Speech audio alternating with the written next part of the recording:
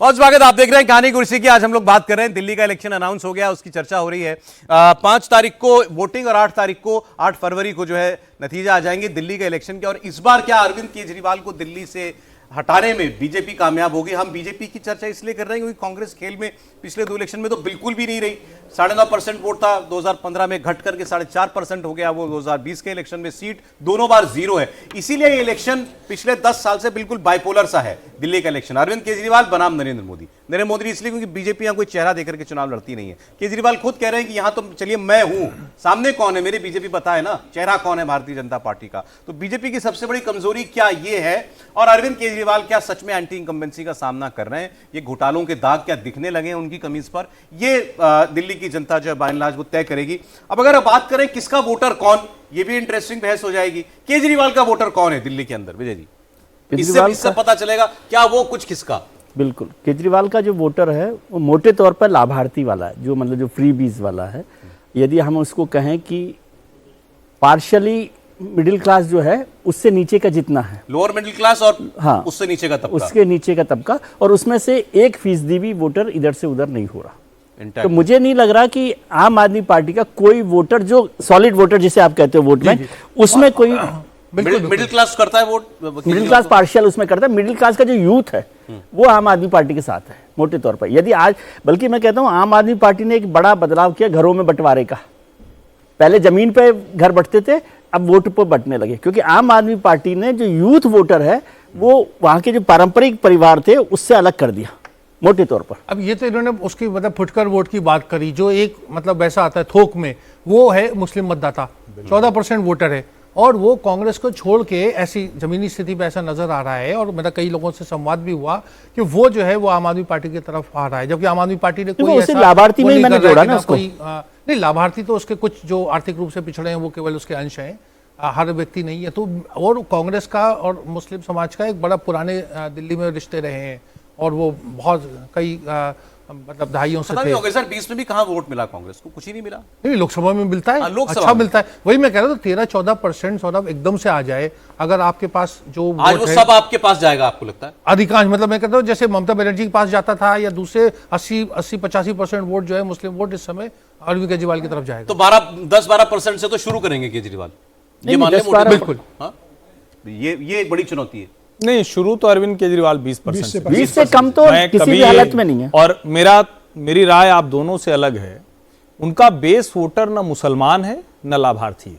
उनका base voter इस देश की राजनीति में बदलाव चाहने वाला एक बड़ा वर्ग है, जो छुट्टियां लेकर आता था, कॉर्पोरेट छोड़कर आता था। ठीक है, उसमें से बहुत से लोग गायब हुए, लेकिन अभी भी बड़े वर्ग को ये लगता है कि यार ये आदमी कुछ करेगा, और वो काम करता रहा। अभी तक के चुनाव में तो काम करता रहा। उसके बाद उन्होंने ये जोड़ा, जिसमें आप मुस्लिम जोड़ लीजिए, जिसमें आप लाभार्थी जोड़ लीजिए, तब जाके वो 53% होता है।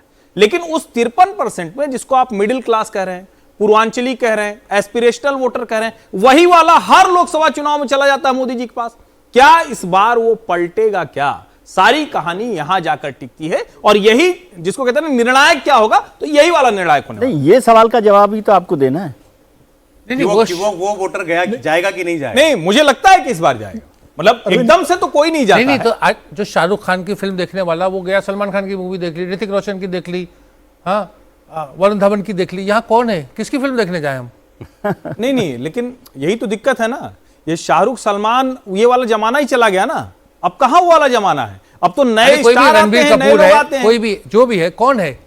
नहीं, अभी तो नरेंद्र मोदी ही आपको दिख रहे हैं ना। अरे ओटीटी का जमाना, कहानी बढ़िया होनी चाहिए, कुछ भी देख लेगा। हाँ, स्क्रिप्ट नहीं, और यहाँ स्क्रिप्ट दिख रही ना आपको। काम भर के लिए तो परवेश वर्मा और रमेश बिधूड़ी भी बढ़िया चल रहे हैं, अच्छे एक्टर हैं। देखिए बॉक्स ऑफिस में सुपर हिट है लगातार। उन्हीं के 4-5 दिन आप लगातार किसी महिला नेत्री का नाम नहीं लेते। ये तारीखों के बाद तारीख लगकर के पोस्टर जारी हो गए बीजेपी और आम आदमी पार्टी के। जरा नजर डाल लीजिए, बीजेपी के पोस्टर में लिखा है 8 फरवरी को दिल्ली में आ रही है भाजपा, और अरविंद केजरीवाल के पोस्टर में तो चुनाव आयोग का बिल्कुल जैसे डेट अनाउंस होती है वैसे लिख दिया है, फिर से आप। फरवरी 5 फिर से आप। फरवरी 5 फिर से आप, राइम किया ना, फरवरी 5 फिर से आप। हाँ, और बीजेपी कह रही है 8 फरवरी को आ रही है भाजपा। देखिए चेहरा दिख गया ना, मोदी जी का चेहरा है। बहुत अच्छा है। मुख्यमंत्री तो कोई और होगा, मुख्यमंत्री तो देखिए नरेंद्र मोदी जी नहीं हो सकते। और दिल्ली की क्योंकि काफी मतलब अर्बन कॉन्स्टिट्यूएंसी है, उधर ग्रामीण क्षेत्र भी है, लेकिन लार्जली अर्बन कॉन्स्टिट्यूंसी है, तो यहाँ के ऊपर चेहरा बहुत महत्वपूर्ण होता है। जो उदाहरण दिए जाते हैं वो देखिए वो उदाहरण ठीक नहीं है, क्योंकि मध्य प्रदेश का चाहे भाजपा जो भी कहे, वो शिवराज सिंह चौहान का एक चेहरा था और उस पर वो लाडली बहना का योजना का फायदा भी उनको मिला था। उसके बाद मुख्यमंत्री बदल दिया। इस तरीके से बाकी राज्यों में भी हमेशा जो है भाजपा के पास एक बड़ा चेहरा होता है। दिल्ली में कोई चेहरा नहीं है। वो चेहरे को प्रोजेक्ट करें ना करें, वो उनकी राजनीतिक सोच हो सकती है। दिल्ली में तो कोई चेहरा ही नहीं है। ये बार बार पुरुष उनके नेताओं का नाम लेते, एक महिला का नाम नहीं लेते। क्यों महिला क्यों नहीं हो सकती? भाजपा का तो एक बड़ा फायदा हो सकता है। महिला कोई नेता नहीं। आम आदमी पार्टी लगाते हैं, उस कयास में मैंने अभी तक कोई नाम नहीं सुना कि लेकिन आम आदमी पार्टी में तो इससे उलट है, जो मुख्यमंत्री है वही नेता नहीं है। वही नेता नहीं है, वो तो महिला है, लेकिन महिला का सम्मान नहीं कर रहे हैं। मामला है। लेकिन सर एक और चीज मैं ये कह रहा हूं कि अगर आपको ये कहना है तो उत्तर प्रदेश 2017 कौन सा नेता था? योगी जी तो नेता नहीं थे, भाजपा जीत गई। उत्तर प्रदेश 2017 अभी वाला भजन लाल जी को कौन बनाया था चेहरा? हो गया।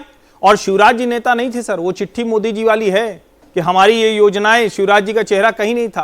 तो भारतीय जनता पार्टी जहां जहां है, छत्तीसगढ़ में और फडणवीस नहीं थे 2014 छत्तीसगढ़ में नहीं था, उड़ीसा में कोई नहीं था, कहीं भी नहीं था। तो एक तरह से महाराष्ट्र को ले लें तो वहां था, वरना भारतीय जनता पार्टी मुझसे किसी ने कहा कि 2014 वाली जो मोदी जी वाली वेव थी वो लौट आई है भाई, और लोगों को अफसोस हो रहा है, मतलब जो लोग नहीं निकले इस बार शायद लोकसभा इलेक्शन में 24 के, कि भाई मोदी जी के साथ नाइंसाफी कर दी हमने 240 पर ला करके, अब भर भर के दे रहे हैं। कोई सहमत है यहाँ पंचों में से? नहीं, तो उसके लिए तो मिल्कीपुर जाना पड़ेगा। वो मिल्कीपुर में पता चलेगा। लीजिए, वहीं तो अफसोस है, वहीं की तो अगर 40 सीटें सबसे ज्यादा अफसोस तो वहीं है। 272 पार कर जाते, 240 से 282। आप मानते हैं मोदी जी इस बार कमबैक ट्रेल पे हैं पूरी तरीके से? बिल्कुल। बिना किसी संदेह के लोकसभा चुनाव में भारतीय जनता पार्टी गलत पिच पर थी।